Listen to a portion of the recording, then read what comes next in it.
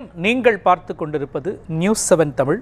அமர் சேவா சங்கம் வழங்கும் ஃபீனிக்ஸ் மனிதர்கள் நிகழ்ச்சிக்கு உங்களை வரவேற்பது நான் மோகன்ராஜ் பழனி. அமர் சேவா சங்கத்தின் சேவைகள் குறித்த காட்சி தொகுப்பை நாம் பார்க்கலாம். அமர் சேவா சங்கம் வழிகாட்டுதே. தென் தமிழ்நாட்டின் தென்காசி மாவட்டத்தில் ஆய்க்குடி கிராமத்தில் அமைந்துள்ள அமர் சேவா சங்கம் 1981 பத்மஸ்ரீ விருது பெற்ற ஸ்ரீ எஸ் ராமகிருஷ்ணன் அவர்களால் நிறுவப்பட்டு பட்டய கணக்காளர் ஸ்ரீ எஸ் சங்கரராமன் அவர்களால் வளர்ச்சி பெற்றது. இவர்கள் இருவரும் சக்கர நாற்காலி பயன்படுத்துபவர்கள். தடையுடைப்போமே, பயம் தகர்ப்போமே, மாற்றுத்திறன் கொண்டுலகை மாற்றிடுவோம். மாற்றுத்திறனாளிகளும் சமூகத்தில் ஒரு சக்தி வாய்ந்த அங்கமாக அடையாளம் காணப்பட வேலி ஃபார் த டிசேபிள் என ஒன்றை நிறுவுவதே இவர்களின் குறிக்கோளாக உள்ளது.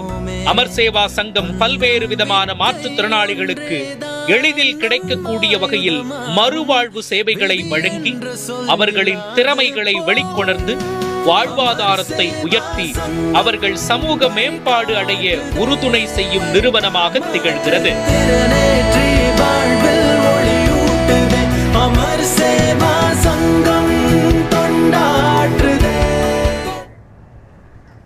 இன்றைய ஃபீனிக்ஸ் மனிதர்கள் நிகழ்ச்சியில் மூளை முடக்குவாதம் குறித்து நாம் விழிப்புணர்வு ஏற்படுத்த இருக்கிறோம்.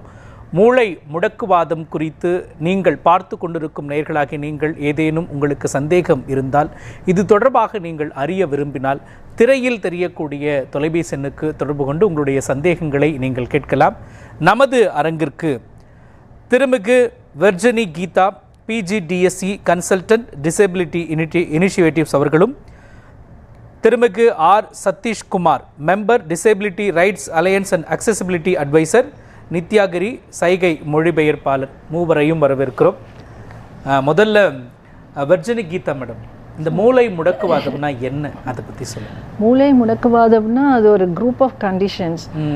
அது மெயினாக மூமெண்ட், மசில் டோனு, பிறகு கோஆர்டினேஷன், அந்த மாதிரி ஸ்பீச், இதிலெல்லாம் ஒரு பாதிப்பு ஏற்படுறது தான் மூளை முடக்குவாதம்.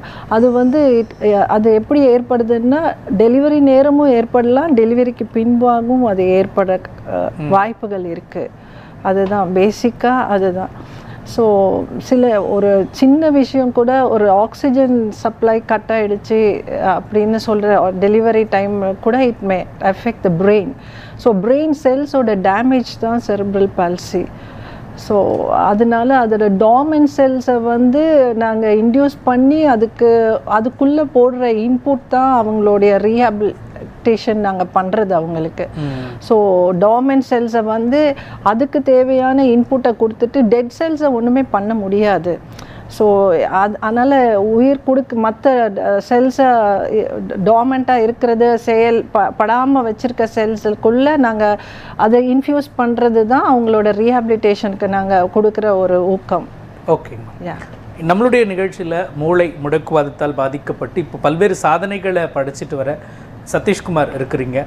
உங்களுடைய சிறு வயது இந்த மூளை முடக்குவாதத்தால் இந்த சிறு வயது அப்படிங்கிறது எந்த அளவுக்கு பாதிக்கப்பட்டதாக இருந்தது, என்ன மாதிரியான சவால்களை நீங்கள் சந்திச்சிங்க, உங்களுடைய ஃபேமிலி எப்படியெல்லாம் சப்போர்ட் பண்ணாங்க சார்?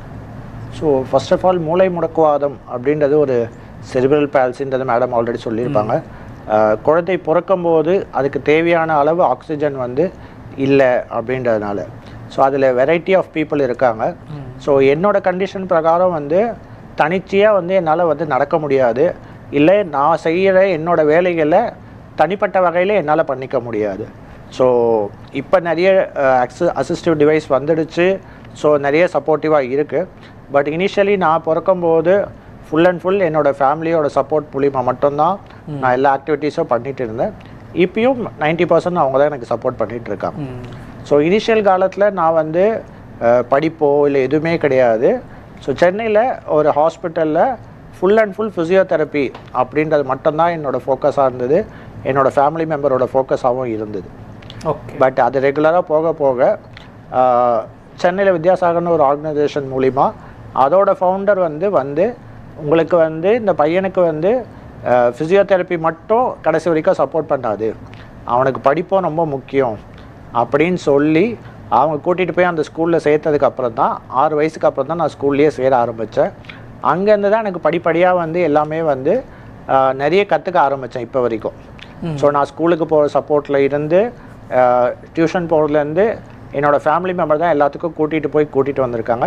ஸோ அதில் ஒரு பெரிய பங்கு இருக்குன்னே சொல்லணும். Okay sir. முதல் நேயர் சுப்பிரமணி நாமக்கல்லிருந்து இணைஞ்சிருக்கிறாங்க. சார் உங்களுடைய சிவமணி சார் உங்களுடைய சந்தேகம் என்ன கேட்கலாம்? சொல்லுங்க சார். அவருக்கு 5 வந்து 90% இருக்குன்னு சொல்றாங்க. ஆனா அவர் கண்டினியூஸா ஸ்கிப் பண்ணிட்டே இருக்கிறாரு. அவர் கேட்டா ஏன் அப்படின்னு கேட்டா எனக்கு வந்து ட்ரெயின் எனக்கு ஆர்டர் கொடுத்தது நான் ஸ்கிப் பண்றேன் அப்படின்னு சொல்றாங்க. அது மாதிரி அதை வந்து அவாய்ட் பண்ண முடியல என்னடா அப்படிங்கிறாரு. ஓகே மேம், அவருடைய கேள்வி சார். உங்களுடைய பிரச்சனையை நீங்க என்ன கேட்க விரும்புறீங்களோ திரும்பவும் கேளுங்க, ரிப்பீட் பண்ணுங்க சார். சார் அவர் கண்டினியூஸா ஸ்கிப் பண்ணிட்டே இருக்காரு. அதாவது அவர் தனிச்சு பண்ணிட்டே இருக்காருங்க, சுத்திட்டே இருக்காரு, எடுத்துட்டே இருக்காரு. ஓகே. அது கேட்டா ஏற்கனவே இருக்கீங்க அப்படின்னு கேட்டா எனக்கு வந்து பிரெயின் வந்து எனக்கு ஒரு மாதிரி சொல்றாங்க, யாரும் எனக்கு சொல்றாங்க அதெல்லாம் பண்ணிட்டு இருக்கிறேன் அப்படின்னு சொல்லுவாங்க. ஓகே.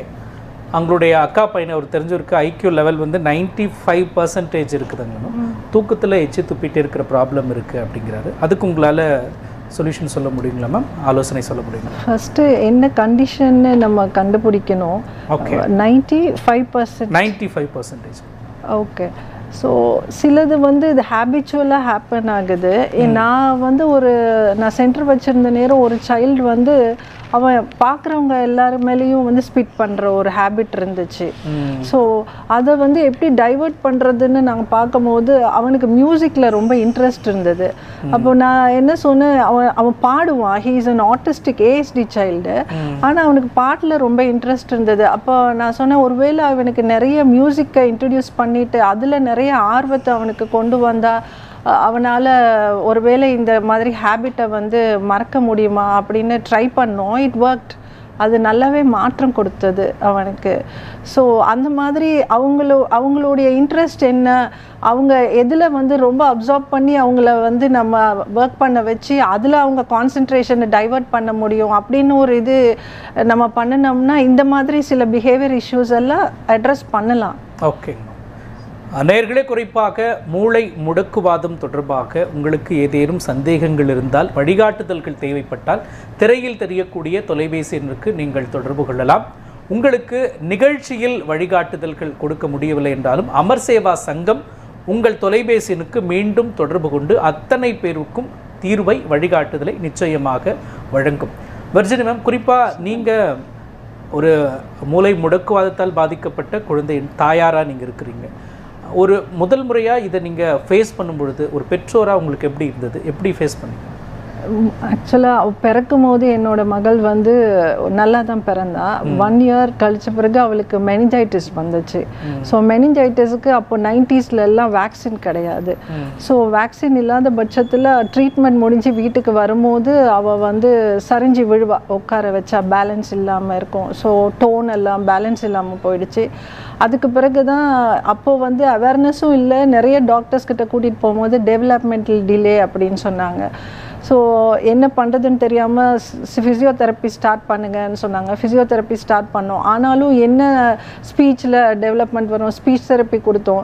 ஸோ இதெல்லாம் பண்ணிகிட்டு இருந்தோம். ஸ்பெஷல் நீட்ஸ் ஸ்கூலுக்கும் அனுப்பிட்டு இருந்தோம். ஆனால் உண்மையிலே வந்து டயக்னோஸ் பண்ணல என்ன கண்டிஷன்னு. அப்புறம் 6 இயர்ஸில் தான் சிஎம்சி வெள்ளூருக்கு கூட்டிகிட்டு போயிட்டு அங்கே developmental paediatrics doctor M C Mathew அவங்க தான் செரிப்ரல் பாலசி மூளை முடக்குவாதம்னு டயக்னோஸ் பண்ணாங்க. ஸோ அது கேட்ட பிறகு பெரிய ஷாக்கிங்காக தான் இருந்துச்சு. ஃபேமிலியில் அக்செப்ட் பண்ண முடியல. எனக்கு அவன் மட்டும் இல்லை, எனக்கு ஒரு மகனும் இருக்கான். அதுக்கப்புறம் 8 இயர்ஸ் கழித்து நான் வந்து இவளுக்கு ஒரு துணையாக ஒரு பிள்ளை வேணும்னு சொல்லிட்டு செகண்ட் டைம் டெலிவரியில் வந்து எல்லாமே ரூல் அவுட் பண்ணாங்க, ஜெனட்டிக் காஸ் இல்லை, எந்த பிரச்சனையும் இல்லை அப்படின்னு சொல்லிட்டு. பட் அன்ஃபார்ச்சுனேட்லி அதுவும் வந்து ஒரு பர்சிபிட்டேட் டெலிவரின்னு சொல்கிற மாதிரி ஒரு தன்னிச்சையான ஒரு டெலிவரி ஆகி அவனுக்கு வந்து ஹெட் இன்ஜுரி வந்துடுச்சு. ஸோ ஹெட் இன்ஜுரின்ற போது அவனோட both sides of the brain, left சைடும் ரைட் சைடும் எஃபெக்ட் ஆகிடுச்சு. ஸோ அகெயின் அவன் இன்னொரு சிபி சைல்டு எனக்கு. ஸோ இது வந்து எங்களை டோட்டலாக ஷேட்டர் பண்ணிடுச்சு, ஃபேமிலியும் சரி என்னையும் சரி. எங்கேருந்து மீண்டு வருவோம் அப்படின்னு சொல்லி யோசிச்சுட்டு இருந்தபோது ஏற்கனவே அவளோட எனக்கு இருந்த பல வருஷம் எக்ஸ்பீரியன்ஸ்னால ஐ டுக் அப் அண்ட் அவன் பிறந்து ஹாஸ்பிட்டல்லேருந்து வந்து 5ஆவது நாள்லேருந்தே அவனுக்கு தெரப்பி ஸ்டார்ட் பண்ணிட்டேன். ஸோ அதிலிருந்து அவனுக்கு இன்டர்வென்ஷன் கொடுக்க ஆரம்பித்தனால இப்போ வந்து நான் நினச்சதை விட அவனோட டெவலப்மெண்ட் ரொம்ப நல்லாவே இருக்கு. ஓகேங்க, நம்ம தொடர்ந்து பேசலாம்.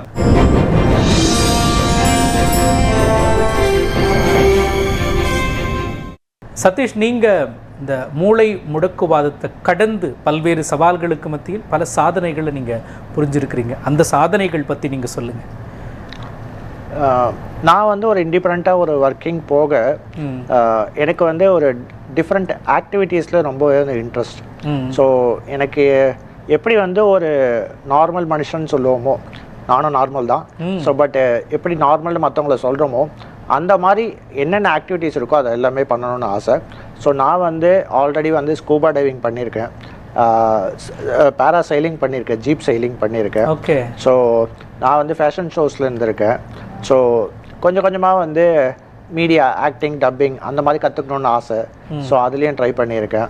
ஸோ ப்ளஸ் வந்து உங்களுக்கு வந்து எங்கே போனாலும் தனித்துவமாக நான் போகணும், ஸோ அந்த மாதிரி ஒரு சூழல் இருக்கணும் அப்படின்னு விரும்புவேன். ஆக்சசிபிலிட்டிக்காக நிறைய ஒர்க் பண்ணுவேன். ஸோ அந்த மாதிரிலாம் போயிட்டுருக்கும். ஸோ எனக்கு வந்து இன்னும் பேராகிளைடிங் பண்ணணும்னு ஆசை. ஸோ பார்ப்போம் எப்போ நடக்குதுன்னு அது. ஸோ அந்த மாதிரி வந்து ரோடுக்கு கீழே பண்ணியாச்சு, ரோடுக்கு மேலே பண்ணியாச்சு, அடுத்து ஆகாயத்தில் பண்ணணும்னு தான் ஆசை. உங்களுடைய சாதனைகள் தொடர வாழ்த்துக்கிறோம். கண்டிப்பாக. மேடம், குறிப்பாக இது போன்ற மூளை முடக்குவாதத்தால் பாதிக்கப்பட்டவர்களுக்கு என்னென்ன மாதிரியான சப்போர்ட் எல்லாம் நம்ம கொடுத்தோம் அப்படின்னா அவங்க வாழ்க்கையில் சிறந்தவர்களாக, சாதனையாளர்களாக வர முடியும்? மெயினாக அவங்களுக்கு வந்து நம்ம என்ன செய்யணும்னா முதல்ல அக்செப்டன்ஸ் வேணும். நம்ம அவங்கள வந்து அக்செப்ட் பண்ணணும். அது சொசைட்டி இன்க்ளூஷன் அவங்களுக்கு வேணும். அவங்களுக்கு வந்து அவங்களுக்கு அங்கீகாரம் வேணும். எங்கே போனாலும் they must be feel wanted. நம்மளும் மற்றவங்க மாதிரின்னு அவங்க வந்து ஃபீல் பண்ணணும். ஆமாம், சொசைட்டி வந்து அக்செப்ட் பண்ணணும். ஏன்னா நம்மள மாதிரி தான் அவங்களும் இமோஷனல் சப்போர்ட் அவங்களுக்கு தேவைப்படுது, மாரல் சப்போர்ட் தேவைப்படுது, சைக்கலாஜிக்கல் சப்போர்ட் தேவைப்படுது. அவங்களுக்கு எல்லா சப்போர்ட்டும் இருந்துச்சுன்னா மற்றவங்கள மாதிரி ஈக்குவலாக அவங்களும் சொசைட்டியில் வாழ முடிஞ்சால் இன்னுமே அவங்களோட வாழ்க்கை பெட்டராக இருக்கும்னு தான் நான் நினைக்கிறேன். இப்போ சப்போஸ் ஒரு காமன் ரெஸ்டாரண்ட்டுக்கோ எதுக்கோ கூட்டிகிட்டு போகிறோன்னு வைங்க, ஒன்று அவங்க எக்ஸைட் ஆனோன்னு கத்துவாங்க, ஸ்பீச் இருக்காது, எக்ஸைட்மெண்ட்டுக்கும் கத்துவாங்க. மற்றவங்க எல்லாம் திரும்பி பார்க்கும் போது அவங்க நினைப்பாங்க நம்ம ஏதோ தப்பு பண்ணிட்டோன்னு. ஆனால் ஆஸ் பேரண்ட்ஸ் நாங்கள் இவங்களோட இருந்து இத்தனை வருஷம் இந்த மாதிரி ஃபீல்டில் இருந்துட்டு நாங்கள் பார்க்கும் போது எங்களுக்கு சந்தோஷமாக இருக்கும். அவங்க எக்ஸ்ப்ரெஸ் பண்ணுறாங்க, ஏதோ சந்தோஷமாக இருக்காங்க, தேவைகளை கேட்குறாங்க, இல்லை சோஷியலைசேஷன் பண்ணுறதை வந்து விரும்புகிறாங்க. ஆனால் சொசைட்டி அவங்கள வேறு மாதிரி பார்க்குது. ஸோ பேசிக்லி என்னை கேட்டால் வந்து there should be a lot of awareness in the society for accepting them. So அவங்களுக்கும் அக்செப்டன்ஸ் கொடுத்து அவங்க செய்கிறதையும் ரெக்கக்னைஸ் பண்ணி அவங்களாலையும் சில விஷயங்கள் செய்ய முடியும், அதை வந்து புரிஞ்சுக்கிற அளவுக்கு இந்த சொசைட்டி இருக்கும் போது அவங்களும் அவங்களோட வாழ்க்கையும் மேன்மைப்படும்னு நான் நினைக்கிறேன். ஓகே சதீஷ், உங்களை மாதிரி இருக்கக்கூடியவர்களுக்கு உங்களுடைய தரப்பிலிருந்து நீங்கள் அந்த சொசைட்டியை பார்த்து, குறிப்பாக நீங்கள் எல்லா இடத்துக்கும் போகணும், எல்லாமே உங்களுக்கு கிடைக்கணும் அப்படின்னா உங்களுக்கு தேவையானதெல்லாம் என்ன? இப்போ நான் ஒரு பார்க்குக்கோ ஒரு கோயிலுக்கோ இல்லை ஒரு தேட்டருக்கோ போகிறேன்னா நான் ஒரு வீல் சேர் யூசர். அப்போ ஒரு வீல் சேர் யூசர் படிக்கட்டில் ஏற முடியாது. ஒரு மாடியில் படியில் இருக்குது, லிஃப்ட்டு தேவைப்படுது, ஃப்ரண்ட்டில் ஒரு 2 படிக்கட்டு இருக்குது, ரேம்ப் வேணும். ப்ளஸ் நான் அங்கே போகிறேன்னா அந்த பில்டிங்கில் ஒரு ரெஸ்ட் ரூம் வந்து வீல் சேர் உள்ளே போய் திரும்பி கதவு மூடுற அளவுக்கு கொஞ்சமாவது பெருசாக இருக்கணும். ஸோ இதெல்லாம் கொஞ்சம் பேசிக்ஸ். இதை தாண்டி வந்து நான் வீட்டிலேருந்து கால் எடுத்து வெளியில் வச்சனாலே அந்த ஃபுட்பாத் நடைபாதை ஆக்சசபிளாக இருக்கணும். நான் என்னோடய வீல் சேரை ரோட்டில் ஓட்டிகிட்டு போகும்போது திடீர்னு எங்கே பள்ளம் வரும்னு தெரியாது, எங்கே மேடு வரும்னு தெரியாது, எங்கே யாரை தோண்டி வச்சுருப்பாங்கன்னு தெரியாது. ஸோ திடீர்னு ரோட்டில் வந்து டிராஃபிக் இருக்கும். இது எல்லாமே எனக்கு வந்து சேஃப்டி இஷ்யூஸ். ஸோ ஒரு நடைபாதை ஆக்சசபிளாக இருக்கணும், பஸ் ஸ்டாப் ஆக்சசபிளாக இருக்கணும், அதை தாண்டி போகிற போக்குவரத்து ஆக்சசபிளாக இருக்கணும், போய் சேர்கிற இடம் அங்கேயும் இந்த இடங்களில் எல்லா ஃபெசிலிட்டிஸும் இருக்கணும். ஸோ எல்லா பில்டிங்ஸ், பார்க்ஸ், பீச்சஸ், ஸோ இது எல்லாமே ஆக்சசபிளாக இருக்கணும். இது எல்லாமே தடைகள். நான் ஒரு வெளியில் போகிறேன்னா ஒரு 2 படிக்கட்டு இருக்குது, 4 படிக்கட்டு இருக்குன்னா நான் யார்கிட்டயே சப்போர்ட் கேட்டுன்னா அவங்க கேட்பாங்க, நீ ஏன்ப்பா அதை வீட்லேயே ரெஸ்ட் எடுக்கலாம்ல அப்படின்னு. பட் இந்த மாதிரி இருக்கவங்க வீட்டில் இருந்து ரெஸ்ட் எடுக்கிறத தாண்டி அவங்க செய்யணும்னு நினைக்கிற காரியங்களை செய்கிறதுக்கு சொசைட்டியில் ஆக்சசபிலிட்டின்றது ரொம்ப ரொம்ப முக்கியம். அப்போ தான் அவங்க வந்து தன்னிச்சையாக அவங்க என்னென்ன நினைக்கிறாங்களோ போக முடியும். ஏன்னா ஒரு வேலைவாய்ப்போ ஒரு படிப்போ இல்லை வேறு என்ன காரியங்களாக இருந்தாலும் வீட்டை விட்டு காலை வெளியில் வச்சா மட்டும்தான் அவங்களுக்கு அந்த வாய்ப்பு கிடைக்கும். நீங்கள் தயாராக இருக்கிறீங்க, உங்களுக்கு தேவையானதை செஞ்சு கொடுக்க வேண்டியது சொசைட்டியோட கவர்மெண்ட்டோட கடமையாக நீங்கள் பார்க்குறீங்க. கண்டிப்பாக. ஓகே, குறிப்பாக உங்களுக்கு கல்வி, இந்த டெக்னாலஜி இதெல்லாம் எந்த அளவுக்கு சப்போர்ட் பண்ணுது? டெக்னாலஜின்றது ரொம்ப ரொம்ப முக்கியம்னு நான் நினைக்கிறேன். அதை இப்போ வளர்ந்து வர காலங்களில் ஒரு மாற்றுத்திறனாளி என்னதான் இப்போ நான் சொன்ன மாதிரி வீட்டை விட்டு வெளியில் போய் அவங்களோட ஜாப் ஆப்பர்ச்சுனிட்டிஸோ இல்லை எது தேவையாக இருந்தாலும் ஃபஸ்ட்டு அது கற்றுக்கிறதுக்கு ஒரு ஆப்பர்ச்சுனிட்டியாக தேவைப்படுறது டெக்னாலஜி.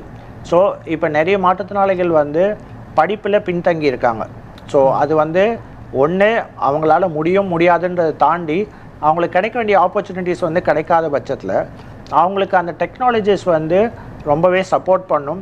இப்போ நான் வந்து என்னோடய மொபைல் யூஸ் பண்ணுறேன்னா வாய்ஸ் டு டெக்ஸ்ட் யூஸ் பண்ணுவேன் நான்.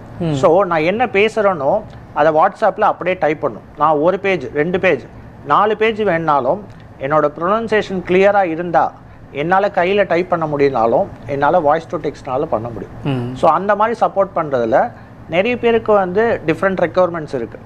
ஸோ டாக் பேக் ஃபெசிலிட்டி கண்ணு தெரியாதவங்களுக்கு, ஸோ அந்த மாதிரி நிறைய இருக்குது. ஸோ ஒரு வகையில் இருக்கிற ஒரு டெக்னாலஜி வந்து கண்டிப்பாக ஒரு மாற்றுத்திறனாளிக்கு அதிகமாக சப்போர்ட்டில் இருக்குது. ஓகே, அடுத்ததாக நேயர் ஒருவர் இணைந்திருக்கிறார், செந்தாமரை திருவாரூரிலிருந்து. மேடம், உங்களுடைய சந்தேகம் என்ன? நீங்கள் கேட்கலாம்.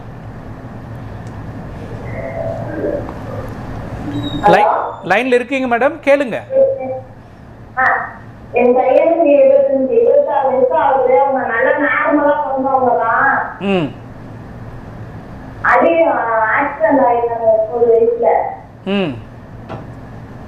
அவங்க வந்து 12வது வருஷம் முடிச்சிருக்காங்க. கிரேட் போட்டு எழுதி முடிச்சு நார்மலா இருக்கான். அது அவங்க எதுவும் வேலை செய்யணும் எதுவும் சொல்லி கற்றுக்கணும். அதை எதுவும் செய்யணும். அவர் மாற்றுத்திறனாளியா இருக்காரு. இப்போ எந்த வகை மாற்றுத்திறனாளியா இருக்காருங்க மேம்? அவங்க மூளை நரம்பு கொஞ்சம் நார்மல் பேபிஸ் மாதிரி தான் இருக்கும், கொஞ்சம் கைகால் இருக்கும். ஓகே மேம், ஓகே, அவர் வீல் சேர் யூஸராக இருக்கார், மூளையில் சில பிரச்சனைகள் ஏற்பட்டிருக்கு. அப்படி இருக்கிறப்போ மாற்றுத்திறனாளிகளுக்கு இந்த வேலை வாய்ப்பு தொடர்பாக அரசாங்கங்கள் என்ன மாதிரியான வாய்ப்புகளை ஏற்படுத்தி இருக்குங்க? அரசாங்கம் வந்து ஆக்சுவலாக கொஞ்சம் அகாடமிக்ஸாக இது குவாலிஃபைடு எஜுகேஷ்னல் ப்ரொஃபஷ்னலி குவாலிஃபைடுக்கு 3% ரிசர்வேஷன் எல்லாம் கொடுக்குறாங்க. பட் இந்த மாதிரி முடியாத, அதுவும் தாண்டி வந்து இந்த மற்ற ஜாப்ஸ் செய்கிற மாதிரி அன்றாட வேலைகள் செய்கிற ஒரு சின்ன சின்ன வேலைகள் செய்கிற இதில் வந்து பெரிய ஓப்பனிங்ஸ் இல்லை கவர்மெண்ட்டில்.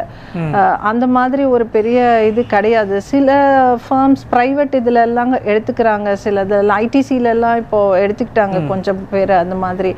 பட் அதுக்கு வேண்டிய ஸ்கில்ஸையும் திறனையும் இது பண்ணுறதுக்கு வந்து ஒரு ஆப்பர்ச்சுனிட்டி கொடுக்கணும் கவர்மெண்ட். இவங்களுக்கு ட்ரைனிங் மாதிரி கொடுத்து மற்ற இன்க்ளூஷனில் இவங்களையும் சில விஷயங்கள் பண்ண வச்சு அதுக்கு இப்போ பேக்கிங் அது எல்லாமே சார்ட்டிங் பேக்கிங்லெல்லாம் இவங்க ஈஸியாக பண்ணுவாங்க. அதனால அந்த மாதிரி சில விஷயங்கள் முடிகிற பிள்ளைங்களுக்கு அந்த மாதிரி ஒரு இது இருக்கவங்க ஐக்யூ நல்லா இருந்துட்டு படிச்சுட்டு ஒரு ஒகேஷ்னல் இது எடுத்துட்டு இல்லை ஒரு ஸ்கில்லை டெவலப் பண்ணிட்டு அவங்க போகிற மாதிரி இருக்கிறவங்கன்னா இப்போது ஸ்க்ரீன் பிரிண்டிங் அது மாதிரி எல்லாம் நிறைய பிள்ளைங்க பண்ணுவாங்க. டெஸ்க்டாப்பு, ஃப்ரண்ட் ஆஃபீஸ் அந்த மாதிரி எல்லாம் பண்ணுறவங்கெல்லாம் இருக்காங்க. அந்த மாதிரி சில ரெஸ்டாரண்ட்ஸ் எடுக்கிறதுல கூட இருக்குது. சில சர்வீசஸ் ரெஸ்டாரண்ட் சர்வீசஸ் எல்லாம் இருக்கிறாங்க. ஆமாம், இப்போ ஸ்பாஸ்டிக் சொசைட்டி ஆஃப் தமிழ்நாட்டில் அவங்க ஒரு ரெஸ்டாரண்ட் ரன் பண்ணுறாங்க அவங்களுடைய இன்ஸ்டிடியூஷனுக்கு முன்னாலே, அதில் எம்ப்ளாய் பண்ணுறாங்க அவங்களுடைய ஸ்டூடெண்ட்ஸ் எல்லாம். பார்த்துட்டு இருக்கிற மூளை முடக்குவாதத்தால் பாதிக்கப்பட்டிருக்கிற குழந்தைகள், இளைஞர்கள், அவங்களுடைய பெற்றோர், சொசைட்டிக்கு நீங்கள் சொல்ல விரும்புவது என்னங்க? ஃபஸ்ட்டு வந்து நம்ம வந்து உலகம் என்ன சொல்கிறதுன்னு நம்ம பார்க்கக்கூடாது, நம்ம வந்து என்ன செய்ய முடியுன்றதை தான் பார்க்கணும். ஏன்னா இந்த சேலஞ்சை வந்து நம்ம எப்படி அக்செப்ட் பண்ணிக்க போகிறோன்னு நம்மளை ஒர்க் அவுட் பண்ணணும். இதை எப்படி நான் பண்ண போகிறேன், ஸோ இந்த ஃபீல்டை பற்றி நம்ம இன்னும் படிச்சுக்கணும், லேர்ன் பண்ணணும். We have to learn about that. Then அதை வந்து ப்ராக்டிஸில் கொண்டு வரணும். யாருக்கு நம்ம அதை இன்ஸ்டியூட் பண்ண போகிறோமோ, நம்ம பிள்ளைங்களாக இருக்கலாம், நம்ம ஒரு ஸ்கூலில் டீச்சராக இருந்தால் அந்த ஸ்கூலில் இருக்க ஸ்டூடெண்ட்ஸ்க்காக இருக்கலாம், இல்லை நெய்பர்ஹுட்டில் ஏதாவது ஒரு குழந்தையா இருக்கலாம். முதல்ல நம்ம அதுக்கு வேண்டிய தேவையான இன்புட்ஸு, அதோட இதை நம்ம வந்து தெரிஞ்சுக்கணும். அதோடைய மெத்தட்ஸ் என்ன, எப்படி கொடுத்தா இது வந்து ஒர்க் அவுட் பண்ணும் இந்த சைல்டுக்கு, how can we improve the child அப்படின்னு டெவலப்மெண்ட்டு அந்த சைல்டுக்குன்னு சொல்லிட்டு நம்ம அதில் ஒர்க் அவுட் பண்ணி நம்ம அதை பண்ணும் போது அந்த பிள்ளை அதுவும் டெய்லி ஒரு ப்ராக்டிஸாக நம்ம பண்ணும் போது இட்ஸ் ரியலி ஷோஸ் ஆஃப் நல்லாவே வரும். For example as a mother நான் என்ன சொல்வேன்னா, நான் எங்கள் 2 குழந்தைகளுக்குமே ஒரு ரொட்டீன் லைஃப்பை ஃபாலோ பண்ணுறதுக்கு சொல்லி கொடுத்துருக்குறேன். எங்கே போனாலும் even if it is a Sunday working day மாதிரியே இந்த டைமுக்கு எழுமணும், இந்த டைம் குளிக்கணும், இந்த டைமுக்கு சாப்பாடணும். ஸோ இப்போ எங்கள் காலத்துக்கு பிறகும் அந்த குழந்தைங்களை இன்னொருத்தர் ஹேண்டில் பண்ணுறது வந்து ஈஸியாக இருக்கும். இந்த மாதிரி பண்ணணும் அப்படின்னு. அதே மாதிரி எந்த டெவலப்மெண்ட் வேணுமோ, பீட் அகாடமிக்ஸ் ஆர் இந்த டெய்லி ரொட்டீன் அவங்களோட டே டு டே ஆக்டிவிட்டீஸில் கூட எவ்வளோ ஒரு பேரண்ட்டோ ஒரு கேர் கிவரோ அவங்களுக்கு சப்போர்ட் பண்ணி அவங்களோட அன்றாட வாழ்க்கையின் தேவைகளை செய்ய வைக்கிறாங்களோ, இல்லை அவங்களுக்கு சுய தொழிலோ, இல்லை சுயமாக அவங்கள எம்ப்ளாய் பண்ணி வச்சுருக்கதோ, இல்லை அவங்கள வந்து ஆக்கியபைடாக டே டைமில் வச்சுருக்கதோ, வேறு சிந்தனைகள் வேறு இதெல்லாம் வராமல் நம்ம வச்சுருக்கும் போது ஐ திங்க் அவங்களுடைய வாழ்க்கை முறை மேம்படும் நினைக்கிறேன்.